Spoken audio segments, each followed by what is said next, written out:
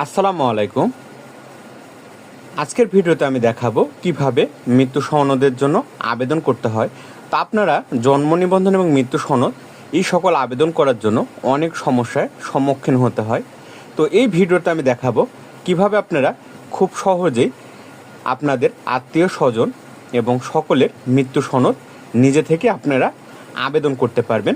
তো চলুন আপনাদের দেখিয়ে দিই কিভাবে আপনারা খুব সহজেই নিজেই আপনাদের আত্মীয় স্বজনের মৃত্যু সনদটি তৈরি করবেন।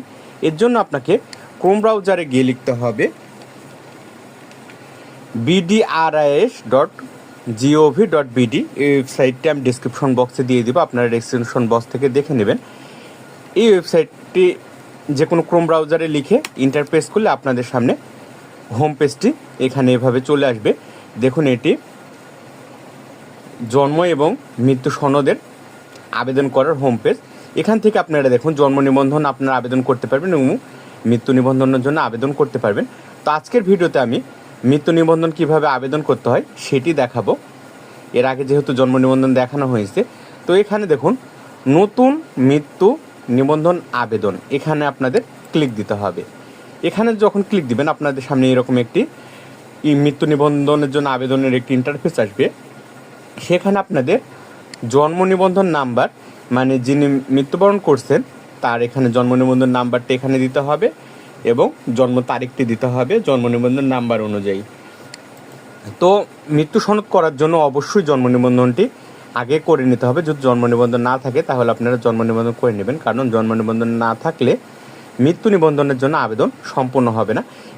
এখানে জন্ম নিবন্ধন নাম্বার এবং জন্ম তারিখ পূরণ করে এখানে যে ক্যাপচারটি আছে সেই ক্যাপচারটি এখান থেকে পূরণ করে অনুসন্ধানে ক্লিক দিতে হবে। দেখুন, অনুসন্ধানে ক্লিক করলে এরকম একটি ইন্টারফেসে যে আবেদনকারীর নিবন্ধন ব্যক্তির নাম এইভাবে দিয়ে দিবে।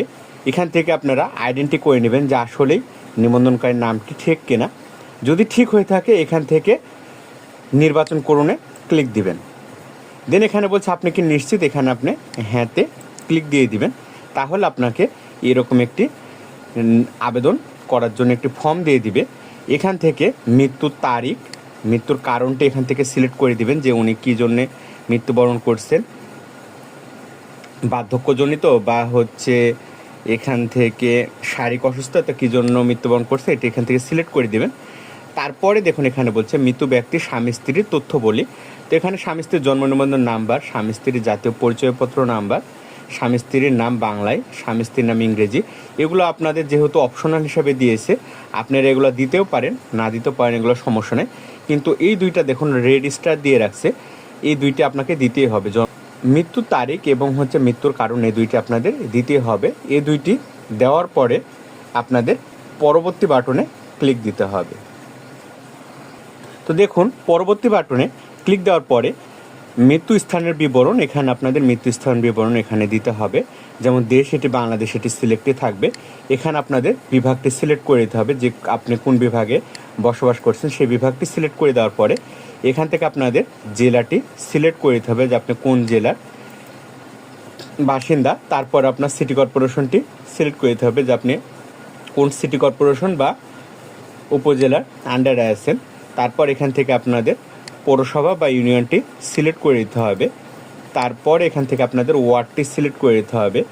ওয়ার্ড সিলেক্ট করে দেওয়ার পরে এখানে আপনাদের ডাকঘর বাংলায় লিখতে হবে, ডাকঘর ইংরেজিতে লিখতে হবে। গ্রাম বা মহল্লার নাম এখানে আপনাদের বাংলায় লিখতে হবে, গ্রাম বা মহল্লার নাম ইংরেজিতে লিখতে হবে। বাসা নাম্বার ও সড়ক নাম্বার এটি আপনারা দিতেও পারেন, যেহেতু অপশনাল, না দিলেও সমস্যা নাই। এবং এই বাসা ও সড়কের নাম এটি ইংরেজিতে দিতেও পারে, না দিলেও সমস্যা নাই, যেহেতু এটি এই দুইটি অপশনাল। পরে দেখুন মৃত্যু স্থানের ঠিকানা ও মৃত্যুর সময়, বাসস্থানের ঠিকানা একই, যদি একই হয় তাহলে এখানে টিকমার্ক দিলেই এগুলো পূরণ হয়ে যাবে। আর যদি মৃত্যুর সময় বাসস্থানের ঠিকানা আলাদা হয় তাহলে এগুলো আপনাদের আলাদাভাবে পূরণ করতে হবে। এখান থেকে আপনাদের যেখানে মৃত্যুবরণ করছে সেই বিভাগটি সিলেক্ট করতে হবে। ডাকঘর এখানে বাংলায় লিখতে হবে, ডাকঘর ইংরেজিতে লিখতে হবে। গ্রাম পাড়া বা মহল্লা এখানে বাংলায় লিখতে হবে, গ্রাম পাড়া বা মহল্লা এখানে আপনাদের ইংরেজিতে লিখতে হবে। বাসা ও সড়ক, বাংলায় বাসা ও সড়ক, ইংরেজিতে এগুলো লিখতে হবে। তো বাসা ও সড়ক যেহেতু অপশনাল, আপনারা না দিলেও কোনো সমস্যা নেই। এগুলো পূরণ করার পরে চেক করে নেবেন যেন সঠিকভাবে আপনারা পূরণ করছেন কিনা প্রতিটি ঘর। তারপর এখান থেকে পরবর্তী বাটনে ক্লিক দিবেন। দেখুন, পরবর্তী বাটনে ক্লিক করার পরে এইরকম আপনাদের সামনে একটি ইন্টারফেস আসবে, সেটি হলো তথ্য প্রদানকারী বা আবেদনকারী ঘোষণা। এখানে বলছে আমি সজ্ঞানে শপথপূর্বক ঘোষণা করতেছি যে উপরোক্ত যাবতীয় তথ্য সঠিক এবং নিবন্ধনকারী ব্যক্তি অন্য কোথাও মৃত্যু নিবন্ধন হয় নাই। তো এটি আপনাদের টিকমার্ক দিতে হবে। টিকমার্ক দেওয়ার পরে দেখুন এখানে বলছে যে শুধুমাত্র image file JPEG PNG upload করা যাবে। প্রতিটি ফাইলের জন্য সর্বোচ্চ ফাইল সাইজ 2 মেগাবাইট, মানে 2 মেগাবাইটের মধ্যে আপনাদের পিক সাইজগুলো রাখতে হবে। তো আমরা এখন পর্যন্ত যতগুলো ইনফরমেশন দিয়েছি সেই ইনফরমেশনের ডকুমেন্টগুলো এখন আমাদের সংযোজন করতে হবে। এর জন্য আপনাকে সংযোজনে ক্লিক দিতে হবে। সংযোজনে ক্লিক দেওয়ার পরে এখানে আমরা প্রথমে বার্থ রেজিস্ট্রেশন সেটি এখানে আমরা সিলেক্ট করে আপলোড করে দিলাম। দেন এখান থেকে আপনাদের টাইপটি সিলেক্ট করে দিতে হবে। তো প্রথমে যেটি দিব সেটি হলো পিতা জন্ম নিবন্ধন সনদ।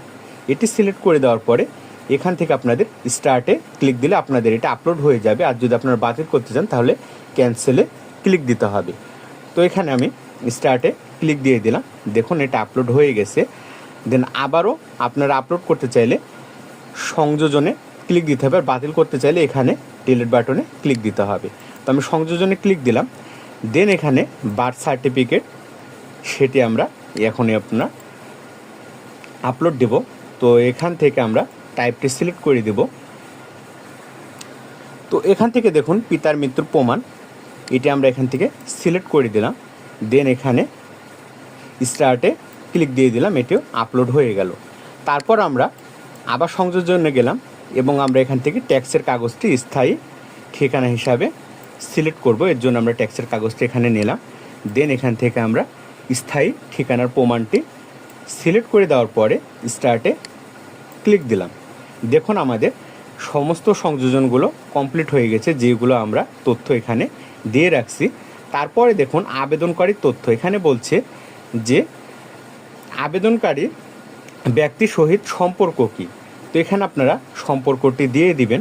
আপনারা যেটি হয়ে থাকেন পিতা মাতা, স্বামী স্ত্রী, পুত্র কন্যা, অন্যান্য, এখান থেকে আপনারা যে কোনো একটি সিলেক্ট করে দিবেন।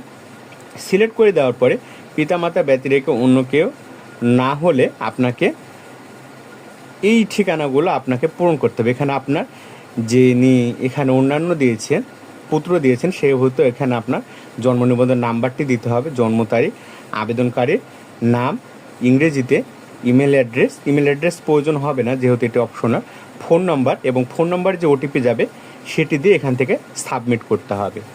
সাবমিট করলেই আপনাদের আবেদনটি সম্পূর্ণ হয়ে যাবে। সাবমিট করার পরে এখানে দেখুন অ্যাপ্লিকেশনটি সাকসেসফুলভাবে সাবমিট হয়েছে। এই অংশটি আপনারা স্ক্রিনশট দিয়ে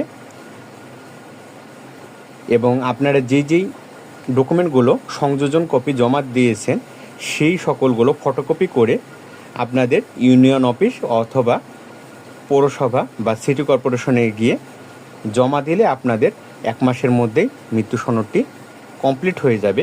তো আশা করি বুঝতে পারছেন যে কিভাবে মৃত্যু নিবন্ধনের জন্য খুব সহজে আবেদন করা যায়। আপনাদের যদি বুঝতে কোথাও সমস্যা হয় আমাকে কমেন্টে জানাবেন।